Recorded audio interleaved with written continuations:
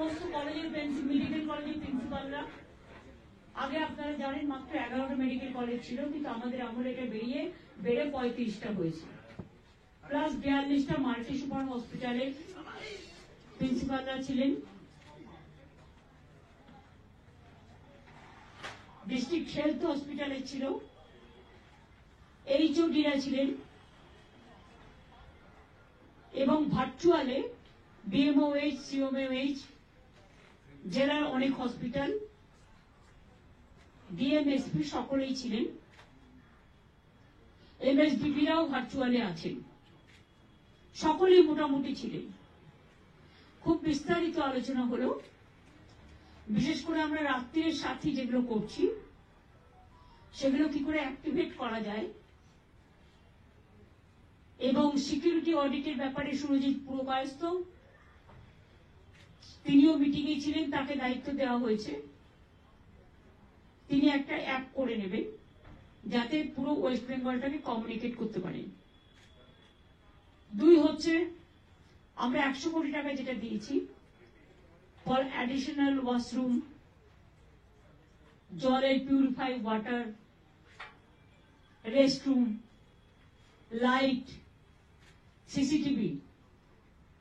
আমি প্রিন্সিপালদের বলেছি পিডব্লিউডির হাতে না ছেড়ে নিজেরাই দায়িত্ব নিন, একটা মেকানিজম তৈরি করতে বলেছি চিফ সেক্রেটারি, হেলথ সেক্রেটারিকে, যাতে তারা কাজটা ত্বরান্বিত করতে পারে। শুধু একজনের হাতে ছেড়ে রাখলে তার আরো অন্যান্য কাজ আছে, টাইম লাগতে পারে। অনেকটা কাজ শুরু হয়ে গেছে, কিছুটা কাজ হয়েছে, কিন্তু আপনারা দেখতেই পাচ্ছেন চারিদিকে বন্যাক্রান্ত লোকে, এবং বন্যাত্রাণেও কাজ করতে হচ্ছে সবাইকে। পুরো অ্যাডমিনিস্ট্রেশন বন্যাত্রাণে কাজ করছে। এই 2 দিন আরো বৃষ্টি হয়েছে, কালকেও ডিবিসি আবার 25,000 কিউসেক ওয়াটার ছেড়েছে। এই অবস্থায় এত বৃষ্টি, তারপরে জলের ওপর জল, প্লাবনের ওপরে প্লাবন, বাংলা ভাসছে। তার মধ্যেও ডিএমওএইচ, সিওমএইচদেরও বলা হলো ম্যালেরিয়ার দিকে নর্থ বেঙ্গল নজর রাখবে। ডেঙ্গুটা এবার একটু কম আছে, একবার বেশি হয় একবার কম হয়, বাঁচোয়া। অ্যান্টিভেনাম যেটা সব মেডিকেল কলেজে থাকে এবং প্রাথমিক স্বাস্থ্য কেন্দ্রে থাকে, প্রাইমারি হেলথ সেন্টার যেগুলো, কারণ সবাই তো অ্যান্টিভেনামটা দিতে পারে না। আমাদের 13,000 সুস্বাস্থ্য কেন্দ্র আছে, সেগুলো হচ্ছে প্রাইমারি জাস্ট, কিন্তু ওগুলো প্রাইমারি হেলথ সেন্টার নয়, ওটাতে ডাক্তার থাকে না, ওটা অন্যভাবে ট্রিটমেন্ট করা হয়, টেলিমেডিসিন, তারপরে নানা রকম অন্যান্য ভাবে প্রাথমিক স্বাস্থ্য সম্বন্ধে হেল্প করা, সচেতন করা। ডায়রিয়া হয়ে গেলে তার মেডিসিন, ভাইরাল হলে তার মেডিসিন, সর্দি কাশি হলে তার মেডিসিন, ওয়ারেস। তাছাড়াও তাদের সমগ্র ব্যাপারটা নিয়ে ডিটেলস আলোচনা হয়েছে, এবং রোগী কল্যাণ সমিতি যেটা আমি বলেছিলাম ভেঙে দেওয়া হবে, ওটা পুরো ভেঙে দিয়েছি। All principal now became the chairman of the রোগী কল্যাণ সমিতি। এবার তাদের ওখানে এমএসবিপিও থাকবে মেম্বার, একজন করে জুনিয়র ডাক্তার, একজন করে সিনিয়র ডাক্তার বা এইচওডি, সিস্টারের পক্ষ থেকে একজন, এবং পাবলিক রিপ্রেজেন্টেটিভ একজন থাকবে।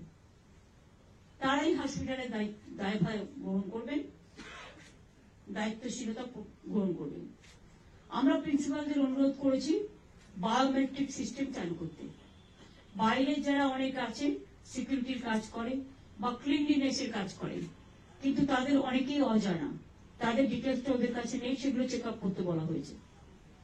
দ্বিতীয়ত হচ্ছে অনেক জায়গায় কনস্ট্রাকশন হচ্ছে, ধরুন সেই কনস্ট্রাকশনে যারা বাইরে থেকে আসছে কাজ করছে, 1 বছর ধরে চলছে বা অনেকদিন চলবে, বা অনেক জায়গায় কনস্ট্রাকশন হবে, কনস্ট্রাকশনে কারা কাজ করছে না করছে তাদেরও ডিটেলস, ফটোগ্রাফ, তাদের অ্যাড্রেস, তাদের বায়োমেট্রিক্স কার্ড, তাদের সবটাই রাখতে বলেছি। হস্টেলগুলোকেও দেখভাল করার জন্য বলা হয়েছে। 33টা মেডিকেল কলেজের মধ্যে প্রায় 20-22টা মেডিকেল কলেজ তো বক্তব্য রেখেছে, এইচওডিরাও বলেছেন, যোগীরাজকেও বলতে বলা হয়েছে, কারণ ও তো এইসব নানা রকম ডিজিজ গুলোর মাস্টার একদম। তারপরে ডিস্ট্রিক্ট হসপিটালও বলেছেন, এইচওডিরাও বলেছেন, বিএমওইচ সিএমওইচদেরও কনফিডেন্সে নেওয়া হয়েছে, তারাও অ্যান্টিভেনাম আছে কিনা জিজ্ঞেস করা হয়েছে। সুতরাং মিটিংটা ভালো হয়েছে এটুকু আপনাদের বলতে পারি, পজিটিভ মিটিং, এবং প্রত্যেকের সাথে কথা হলো, আলোচনা হলো। আর যেখানে যেটুকু প্রবলেম আছে চিফ সেক্রেটারি হেলথ সেক্রেটারি বসে সেগুলোকে দেখে নেবেন। আর DG police Surajit Purkayastha audit, security audit যেটা, সেটা করে নেবেন। বাদ বাকি রাত্রির সাথীতে যে প্রজেক্টগুলো আমরা করেছি, দুটো বাদ দিয়ে, যেটা সুপ্রিম কোর্ট বাদ দিয়েছে, বাদ বাকিটা টোটালটাই দায়িত্ব ভার একটা হসপিটালের প্রিন্সিপাল থাকেন, এমএসবিপি থাকেন, এইচওডিরা থাকেন, এইচওডিরাও খুব ইম্পর্টেন্ট রোল প্লে করেন, তার পুরো ডিপার্টমেন্টের দেখার দায়িত্ব তার। সুতরাং তাদের কোনো প্রবলেম থাকলে অ্যাপ সিস্টেম করা, অ্যালার্মিং সিস্টেম করা, এই কাজগুলো সমস্ত করার জন্য বলা হয়েছে। যেখানে স্টুডেন্টরা তাদের হোস্টেল আছে, মেয়েদের হোস্টেল আছে, সেগুলো সিকিউরিটি গুলো দেখার কথা বলা হয়েছে। দেখুন, আপনি যদি আজকেই আমার কাছে সিকিউরিটি চান, আমি আজকেই দিতে পারবো না, বাট যা আছে তার থেকে ভাগ করে দেওয়া হচ্ছে। তারপরে আস্তে আস্তে সিকিউরিটি অডিট করে, এই তো রিক্রুটমেন্ট দেখুন কত হাজার আটকে ছিল, 12,000 পুলিশের রিক্রুটমেন্টে আটকে ছিল। এখনো অর্ডারটা আসেনি, সোমবার সম্ভবত ওটা অর্ডার আসবে।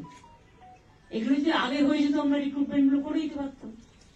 12,000 সংখ্যাটা তো কম নয়, পুলিশের রিক্রুটমেন্ট করতে একটু টাইম লাগে। তাও আমি বলেছি বেশি টাইম না নিয়ে, ডাক্তাররা যেমন আমি এখন অ্যালাউ করে দিয়েছি, যারা পিজিটি করে মনে করুন, বা এমএস করে, এমডি করে, নানা রকম আছে, তো তারা ডাবল মানে ইন্টার্ন করবার পর তাদের আমি বলেছি তারা পড়াশোনাও করবে, আবার তারা চিকিৎসাটাও করবে, সেরকম পুলিশের ডিউটিও করবে, আবার ট্রেনিংটাও নেবে।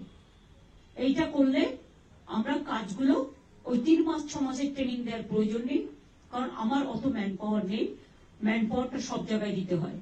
তার মধ্যে পুজো আসছে, শুনছি কেউ কেউ আবার কোর্টে চলে যাচ্ছে। কোর্টের কাছে আমি আবেদন করতে পারি না, কিন্তু আমি এটুকু চাই 112 ফুট কেউ প্রতিমা করবে, তাতে স্ট্যাম্পেড হয়ে গেলে দায়িত্বটা কে নেবে?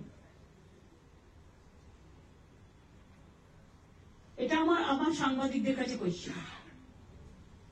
লোকাল পুলিশ 1 মাস আগে থেকে কোন জায়গায় কি পুজো হবে, কোনটা এন্ট্রি গেট হবে, কোনটা বাইরের গেট হবে, মানুষ কোথা দিয়ে ঢুকবে, মানুষ কোথা দিয়ে বেরোবে, এগুলো নিয়ে 1 মাস আগে আমি মিটিং করেছি, আপনারা জানেন। জেলা পুলিশও করেছে, রাজ্য পুলিশও করেছে, কলকাতা পুলিশও করেছে। আমার আপত্তি নেই, 112 কেন, 412 করতে পারে, কিন্তু দেখতে তো হবে যে মানুষ দেখতে গিয়ে যদি স্ট্যাম্পিডে মরে যায় পুজোর সময়। একেতে বন্যায় মানুষ মারা গেছেন, একেতে উইদাউট ট্রিটমেন্টের লোক মারা গেছেন। দায়বদ্ধতা তো যে ক্লাব করছে তার উপর থাকে। দায়িত্বশীল হয়ে সবাই করুন, আমার কোনো আপত্তি নেই। আমরা চাই এমন কিছু করবেন না যাতে মানুষ কোন রকম ভাবে স্ট্যাম্পিড হয়। ক্লাবের ছেলেমেয়েরাই তো ভলেন্টিয়ার হয়, তারাই তো দায়িত্ব নিয়ে করেন।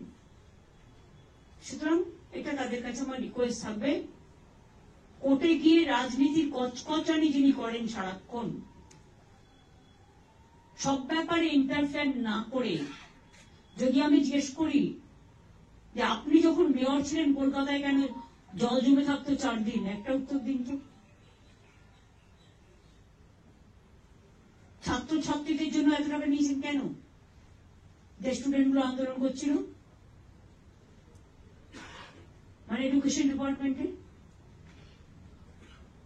কথায় কথায় কোর্ট, আর কোর্ট মানেই তো কালকে সুপ্রিম কোর্টের অর্ডার শুনেছি।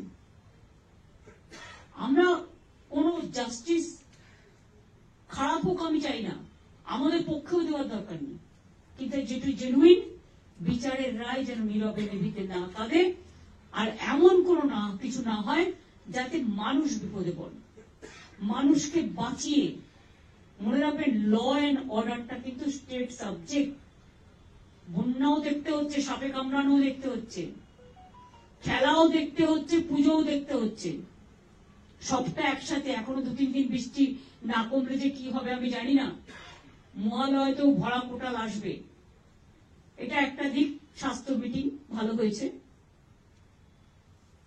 দ্বিতীয়ত, আজকে আমেরিকান কাউন্সিলেটের সাথে আমাদের অনেকক্ষণ কথা হয়েছে, যেখানে আমি চিফ সেক্রেটারি, আলাপন বন্দ্যোপাধ্যায় আমরা ছিলাম, ও যেহেতু WBIDC চেয়ারম্যানও আছে। যেটা আপনারা জানেন, এটা আমি চিফ সেক্রেটারিকে বলবো একটু ব্রিফ করে দিতে, যে আমরা যে আলোচনাটা করেছি।